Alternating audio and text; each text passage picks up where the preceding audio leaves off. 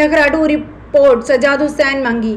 दोस्तों आऊं आहियां मुख्तार हुसैन मंगी। कीअं उम्मीद है त सब खैरियत सां हूंदा। सब खां पहिरियां ही पोस्ट मुकम्मल पढ़ो ऐं पोस्ट शेयर कयो त जीअं इंसाफ़ मिली सघे। जीअं त आऊं न पे लिखणु चाहियो पर जिते इंसाफ़ न मिले उते लिखिजे। जॾहिं कानून जा मुहाफ़िज़ ऐं सियासी माण्हू हद जो MNA समेत अगरि कंहिं ग़रीब सां इंसाफ़ न कनि त आख़िर ग़रीब अवाम काॾे वञे। अहिड़ी रीति मुंहिंजी ज़ाती यानी मुंहिंजे अबे जे वञण खां पोइ असांजी ज़मीन ते कब्ज़ो कंदड़ लियाकत ख़ान मंगी ऐं उन जा कुझु चमचा आहिनि। मुंहिंजी ज़ाती ज़मीन 142 एकड़ दे छटो चन्नो में 240 एकड़ शहर भरिसां केटी मंगी माड़ी में आहे, जिते लियाकत ख़ान मंगी ॾाढ मुड़सी करे कब्ज़ो करे वेठो आहे।